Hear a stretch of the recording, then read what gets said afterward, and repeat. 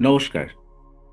আমরা যে আলোচনা শুরু করেছি, আজকে আমরা তার তৃতীয় পর্বে এসেছি। যারা প্রথম ও দ্বিতীয় পর্ব দেখেছেন, তাদের জন্য অনেক অভিনন্দন। তৃতীয় পর্ব তাদের স্বাগত জানাই।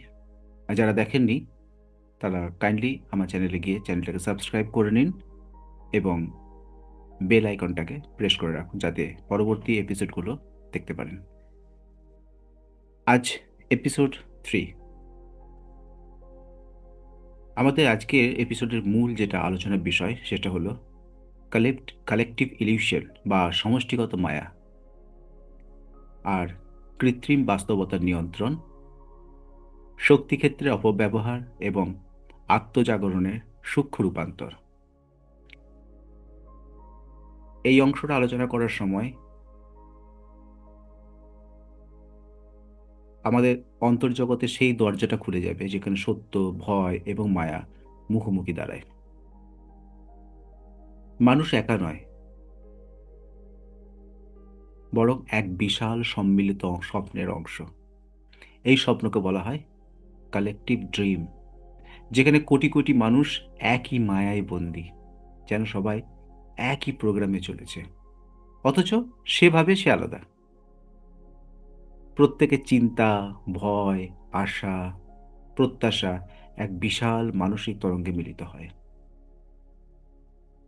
এবং সেই তরঙ্গই পৃথিবীর বাস্তবতা প্রতিফলিত হয়। যদি এই সমষ্টিগত তরঙ্গ ভয় বিভ্রান্তিতে ভরে ওঠে, তাহলে পৃথিবীও যুদ্ধ, ঘৃণা এবং প্রতারণায় ভরে উঠবে। কিন্তু মানুষ একসাথে যদি ভালোবাসা, শান্তি আর সচেতনতার ফ্রিকোয়েন্সিতে ওঠে, তাহলে এই স্বপ্নের গঠনটাই পাল্টে যাবে। কারণ সকলের স্বপ্নকে নিয়ে একটা কালেকটিভ ড্রিম তৈরি হয়। আমরা কেউ পৃথক স্বপ্ন দেখতে পারি না। অ্যাকচুয়ালি আমরা যেটা দেখি, যেটা বাস্তব, সেটা হলো এই সম্মিলিত যে আমরা মানসিকতা রাখি, তারই প্রতিফলন। কারণ আমরা একটা নিয়ন্ত্রিত সফটওয়্যারের মধ্যে থাকি। আমাদের প্রত্যেকের সমাজ ব্যবস্থা এমনভাবে নির্মিত যাতে মানুষ সচেতন না হয়ে নিয়ন্ত্রিত থাকে, কনসাস নয়, কন্ট্রোলড। কে নিয়ন্ত্রণ করে? শিক্ষা। শিক্ষা আমাদের কি বলে? মুখস্থ করো, প্রশ্ন করো না। রাজনীতি কি শেখায়? বিভাজন করো, ঐক্য নয়। মিডিয়া কি শেখায়? ভয় পাও, সত্যিটা জেনো না। এই কাঠামোগুলো একে অপরের সঙ্গে জুড়ে এক মানসিক কারাগার তৈরি করে, যেখানে মানুষ ভাবে যে সে স্বাধীন, অথচ সে একটা নির্ধারিত নিয়মে চলা পুতুল মাত্র। খুব গভীর কথা। ভিডিওটা পজ করে ভাবুন, না হলে আবার দেখুন এবং জিনিসটা বুঝুন। আমরা ভাবি স্বাধীন, কিন্তু আমরা স্বাধীন কেউ নয়। আমরা সবাই কিন্তু কোনো না কোনোভাবে কারো না কারোর দ্বারা কন্ট্রোল হয়ে চলেছি।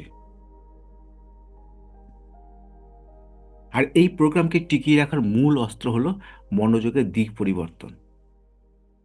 যতক্ষণ মানুষ বাইরের জগতে মনোযোগ থাকবে তার, ততক্ষণ সে নিজের শক্তিকে ভুলে থাকবে। বাইরের জগৎ যত বিভ্রান্ত থাকবে, নিজের শক্তিকে ভুলে থাকবে। আর যখনই নিজের শক্তিকে মনে পড়বে, বুঝতে পারছেন, কারণ আগের ভিডিওতে আমরা সেটা আলোচনা করেছি, পৃথিবীর এই দৃশ্যমান জগৎ এক কৃত্রিম বাস্তবতার রূপ নিচ্ছে। কৃত্রিম বাস্তবতা, অর্থাৎ আমরা তাকে বাস্তব ভাবছি, কিন্তু অ্যাকচুয়াল সেটা বাস্তব নয়, এটা কৃত্রিম। প্রযুক্তি, data, social media, virtual reality, এরা একটা একটা করে নতুন ম্যাট্রিক্স তৈরি করছে। মানুষ যত বেশি পর্দায় ডুবে যাচ্ছে, স্ক্রিনে, মোবাইলে, যেসব জায়গায় ঢুকে যাচ্ছে, তত বেশি অন্তর্চেতনা থেকে বিচ্ছিন্ন হয়ে যাচ্ছে। হায়, কি হবে, এ লাইক করে নেই, আমার পোস্টটা এসে গেল, এখন লাইক কেন 100টার কম? লাইক করুন, লাইক করুন, লাইক করুন। ভার্চুয়াল দুনিয়ায় রয়ে গেছি, একটা অদৃশ্য অ্যালগরিদম। সেটা কি করছে? আমাদের সিদ্ধান্তকে, অনুভূতিকে বদলে দিচ্ছে এবং সে কন্ট্রোল করছে। তাই আমরা কন্ট্রোলের জগতে আছি, কনসাসনেসের জগতে নেই। আর এটি হচ্ছে ম্যাট্রিক্সের সুবিধা। এই কৃত্রিম ম্যাট্রিক্সের উদ্দেশ্য মানুষকে নিয়ন্ত্রণ করে রাখবো, যেখানে মানুষ ধীরে ধীরে যন্ত্র চেতনায় পরিণত হবে, নিজের আত্মচেতনা থেকে দূরে চলে যাবে। প্রত্যেক মানুষের আবেগই এক এক ধরনের শক্তি থাকে। ভয়, ক্রোধ, হিংসা, আহ, ঈর্ষা, এই নিম্নতরে যে এই নিম্ন ভাইব্রেশনের যেগুলো, এগুলো কি করে এর থেকে ম্যাট্রিক শক্তি আরোহণ করে, যেটা আমরা আগে আলোচনা করেছি।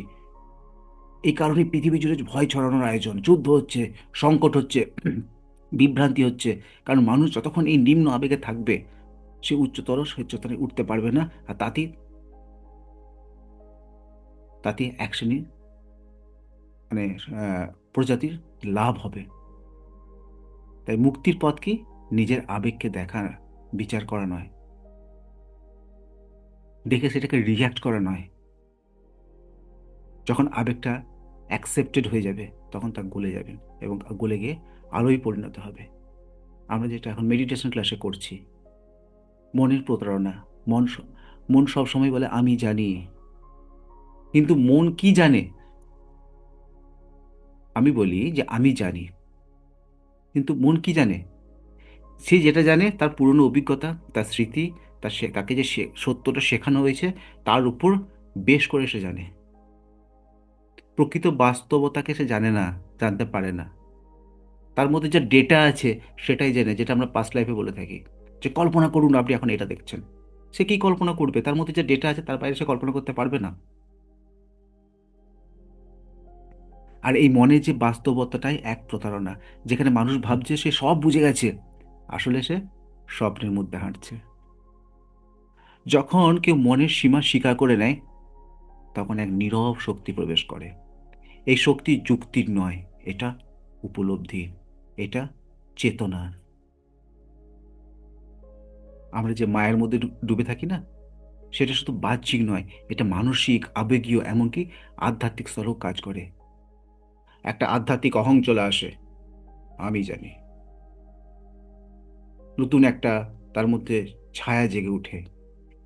সে নিজে বলছে অহম ব্রহ্মাস্মি। কিন্তু কতটা সে ব্রহ্মকে জেনেছে? সে মায়ার জালে আটকে আছে। গুরুর দেওয়ার নাম সে করে না, জালটা কাটতে পারে না। এইখানেই সবচেয়ে সূক্ষ্ম প্রতারণা ঘটে। কারণ এই অহং আধ্যাত্মিক রূপ যে ধারণটা করে, আধ্যাত্মিক রূপ ধরার যে অহংকারটা তার মধ্যে প্রতিফলিত হয়, এবং যেটাকে সে মুক্তির মুখোশ পরে একটা বজায় রাখার চেষ্টা করে, মুক্তির মুখোশ পরে বজায় রাখার চেষ্টা করে। সে সে দেখাতে চায় মুক্তি পেয়ে গেছি, আমি জেগে উঠেছি, আমার ব্রহ্মজ্ঞান লাভ হয়েছে। কিন্তু আদৌ সেটা কি হয়েছে? সে যেটা বলে, কোনো একজনের শান্তের দেখানো পথের যে ছবিটা, সেটাকে সে প্রতিফলিত করার চেষ্টা করে, নিজের মধ্যে বলে আমি জেগে গেছি। কারণ স্মরণ হলো মুক্তির পথ, থট। এই থট থেকে আমাদের বেরোতে হবে। স্মরণ করতে হবে কাকে?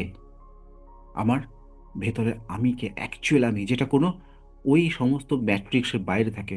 নিজের ভেতরে যে চিরন্তন আলো জ্বলে, তাকে স্মরণ করা মানেই হলো ম্যাট্রিক্সের প্রাচীরকে ভেঙে দেওয়া। এই আলো কোনো ধর্মীয় ঈশ্বর আলো নয়, এটা নিজের গভীরতম অস্তিত্ব। যখন কেউ সে আলোকে মনে রাখে, বাইরের অন্ধকার তার উপর প্রভাব ফেলতে পারে না। ভয় আসে কিন্তু ছোঁয় না, দুঃখ আসে কিন্তু স্থায়ী হয় না। তাই প্রতি মুহূর্তে নিজেকে বলতে হবে, আই এম দ্য লাইট, আমি আলো। ম্যাট্রিক্স ভাঙা কোনো যুদ্ধ নয়, বরং এক নীরব বিদ্রোহ। এটা বাহ্যিক প্রতিরোধ নয়, এটা অভ্যন্তরীণ একটা স্পষ্টতা। যতক্ষণ কেউ নিজের সত্য জানে, তাকে কেউ নিয়ন্ত্রণ করতে পারবে না। এই নীরব বিদ্রোহের অস্ত্রই হলো সচেতনতা, কনসাসনেস। যে মুহূর্তে কেউ প্রতিক্রিয়া না দিয়ে সচেতনভাবে পর্যবেক্ষণ করতে শুরু করবে, দেখতে থাকবে, উইটনেস হয়ে যাবে, যেটা আমরা উইটনেস মেডিটেশন করছি এখন, সেই মুহূর্তে সব ভেঙে যাবে। তখন কি জন্ম নেবে? নতুন এক জগতের। যখন পর্যাপ্ত মানুষ নিজের চেতনার আলোয় জেগে উঠবে, তখন এক নতুন ফ্রিকোয়েন্সি তৈরি হবে। ইথার লেভেলে নতুন একটা ফ্রিকোয়েন্সি থাকবে, যেখানে থাকবে ভালোবাসা, ন্যায়, একতা, স্বাভাবিক, এগুলো কিছু থাকবে। আর এই নতুন যে বাস্তব জগৎ তৈরি হবে, এটা কোনো ভবিষ্যৎ নয়। এটা জন্ম নেয়, এই নতুন বাস্তব জগৎ থেকে জন্ম নেয় কি না, প্রত্যেকে জাগ্রত হৃদয়ের ভিতর থেকে একটা ম্যাট্রিক্স বিহীন আত্মসচেতনতাপূর্ণ জগতের। এটা মানে এই যে পরিবর্তনটা হচ্ছে, সেটা ধীরে ধীরে ধীরে ধীরে ছড়িয়ে পড়ে। যেমন প্রভাতের আলো অন্ধকারকে সরিয়ে দেয়, তেমনি চেতনার এই আলো বিভ্রান্তিকে সরিয়ে দেয়। মুক্তি কোথাও নেই, অর্থাৎ মুক্তি কোথাও নেই বলা ভুল, মুক্তি কোথাও বাইরে নেই, কোনো বইয়ে নেই, কোনো শিক্ষাতে নেই। মুক্তি সেই মুহূর্তেই আছে যখন কেউ নিজের ভিতরে সূর্যকে দেখতে পারবে। এই সূর্য সর্বদা জ্বলছে, কিন্তু মনের মেঘ তাকে কভার করে রেখেছে।